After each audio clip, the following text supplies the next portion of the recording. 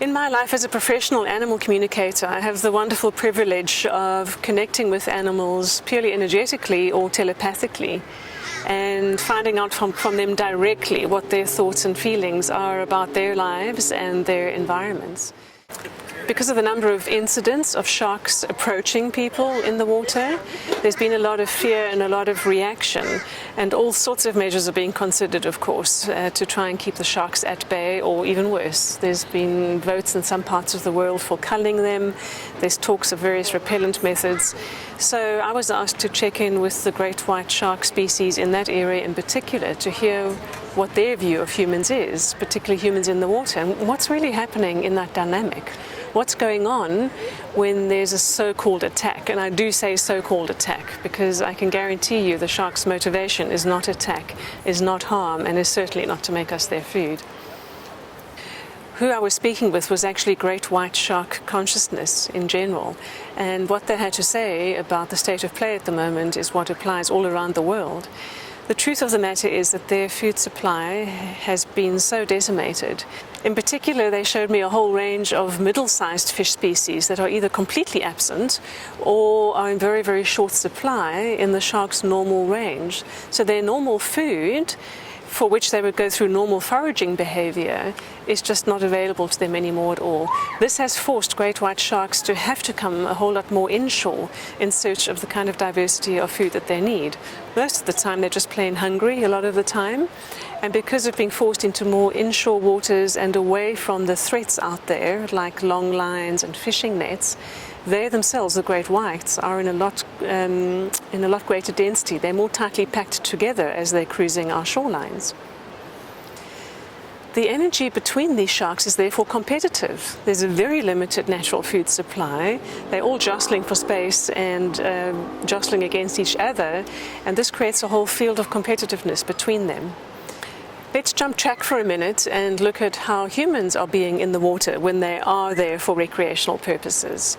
Humans in the water, whether they're paddle skiing or surfing or involved in some sort of water sports, are very often in a very competitive frame of mind and state of being. And on a very real physiological level, that is sending out signals into the ocean.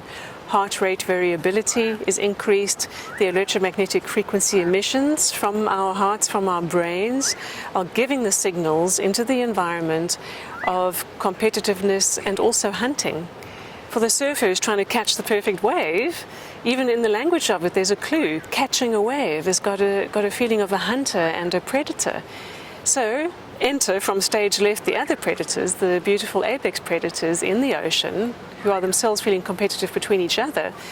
They have a high sensitivity for and a radar that's almost always on for sensing any other competitive or predatory signals in an environment. And when they sense that, they will go and check it out because it might be competition for their own hunting when they are hunting for their real food. When a shark gets closer to a human to come and suss out what is this energy ball that I'm sensing, this feeling of contracted energy, and they're hunting something, when they come closer, most of the time they just turn away, realizing that we're not real competition for them at all. They turn away, and the surfer or the paddle skier never knows anything about the shark having been there. However, if the shark decides to take a closer kind of inspection, the way that sharks test things is using their mouths. They mouth things to test us out. Of course, if that happens, the poor surfer in the water immediately knows the shark is there, and what usually follows is absolute panic.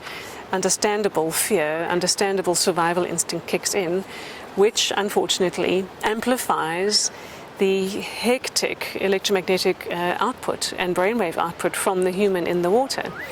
Essentially, what the human is doing in that moment is behaving very much like prey, splashing around, being panicked. That's very much a prey response. So at worst, a shark may actually take a test bite. The moment they do, they realize we're not their natural food. We just taste really, really bad to them. It was interesting experiencing from the shark's perspective the taste of human flesh and their distaste for it. So you tasted that? I actually tasted that. Oh. Quite frankly, sharks view us as a bit too salty and just want to spit us out. Oh. And they have no reason to know that a little nibble on a human is going to end up potentially being fatal for us because we're likely to bleed out from some artery that they've severed. That's really not their problem and not their intention. If they want to attack us and finish us off, they would do that. They would come back again and again, and they would actually eat or ingest us. Fear is the greatest obstacle, and we are often fearful before we even step into the water.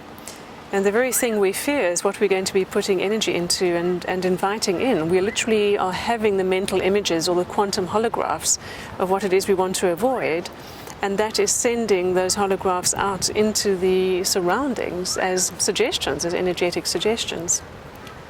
So whether or not we are actually in the presence of a shark, fear is a very, very bad idea. And fear is not something that we can try to suppress with force.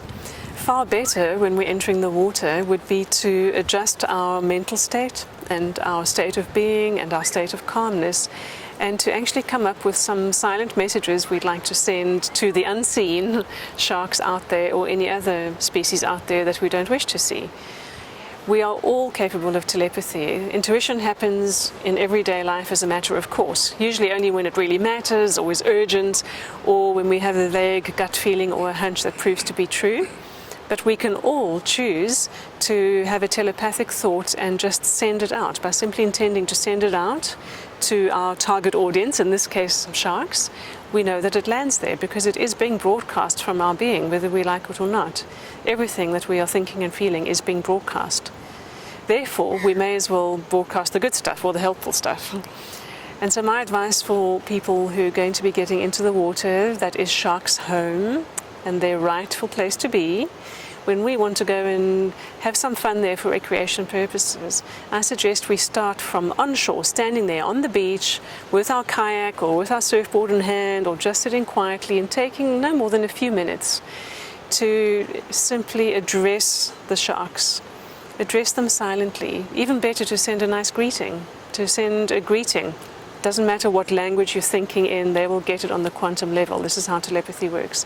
Send a greeting, and you have to be genuinely, of course, honoring and respecting their right to be there.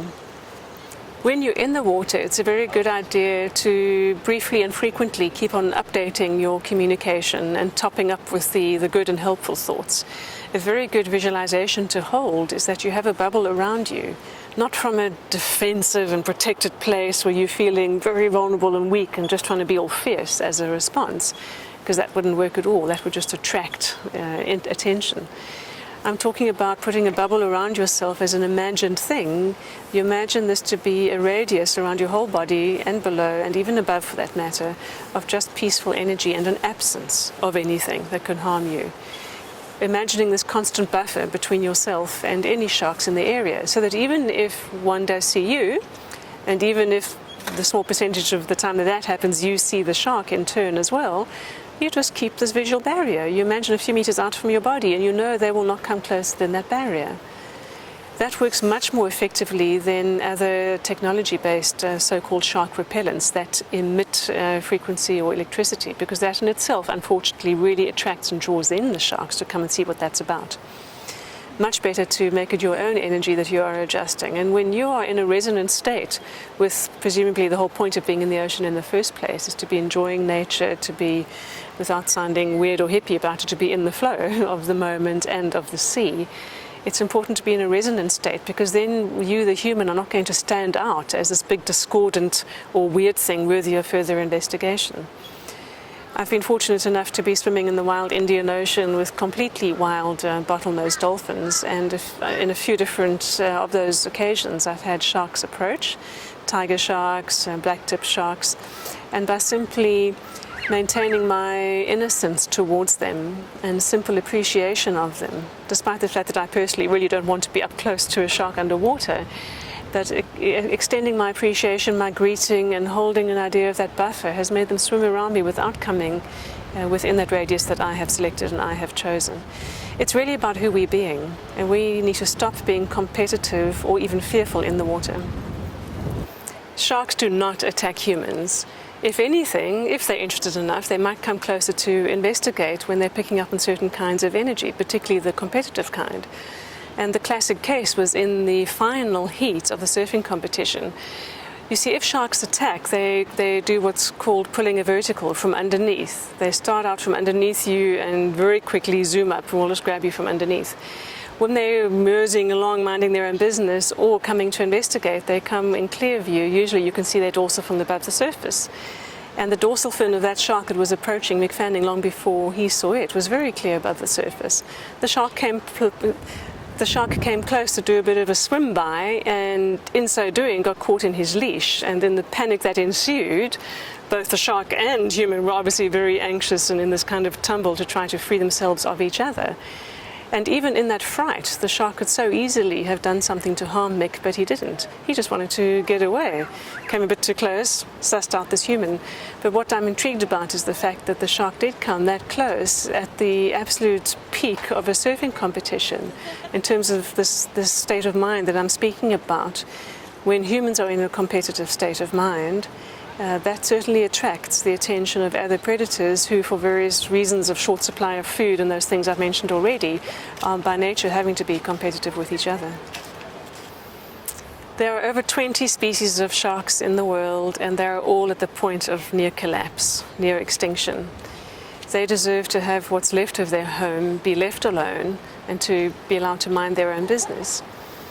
What I would say to the authorities who are considering shark deterrent or shark management techniques is to please consider the shark's right to be there. Many of the proposed solutions to keep humans safe from sharks actually involve huge damage to the sharks. There's all sorts of netting and culling and baiting being proposed.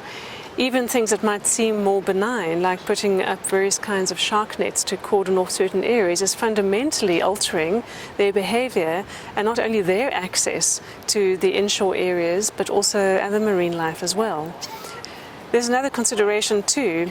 If a hole is made in the population of any species that we humans have chosen to go and exterminate locally or try to reduce the numbers of, something called the species survival syndrome kicks in. That species knows about the sudden gap and the sudden hole in their population at that place, and the reproduction rate increases hugely for them to fill that gap and to fill that hole. So predator control by lethal means never, ever, ever works, not on land and not at sea. In my work as an animal communicator, I'm again and again humbled by the fact that beautiful animals of all kinds who are being destroyed by humans because we don't want them around or we reckon there's not enough space for those animals anymore. I am again and again amazed how those animals haven't just actually risen up against us, because guess what? They know very well what humans are doing towards them. They could choose to attack us, choose to maim us, choose to trample us to death with their large elephants, and the care that they have not to attack us, not to just be reactive and aggressive like us humans are. The compassion that they have for us, just continuing to be themselves and just reflect to us who we're being and keep on taking it and keep on taking it, is nothing short of amazing. I'm constantly humbled by that and sometimes quite embarrassed to be a member of the human species. In summary, the great white sharks are asking for peaceful coexistence. They have no issue with us being in the water if we can be in the water in a good way without meaning them any harm. They are asking for peaceful coexistence. So in short, the best way to achieve that is to really enjoy the water, enjoy it for what it offers you, enjoy being there fully immersed in the moment, pardon the pun, and I do mean in the moment. Be present to everything that's around you. Enjoy what's underneath you in the ocean. Remember to look behind you from time to time, not out of fear, but because you want to appreciate where you are. And remember that the very reasons that draw us into water in the first place are supposed to be fun, not competitive, not having to jostle for the perfect wave. Let's try to keep ourselves safe and in a good state of being while we're in the water, and we will have the most magical encounters, both with the natural elements and with the other animals whose home it is.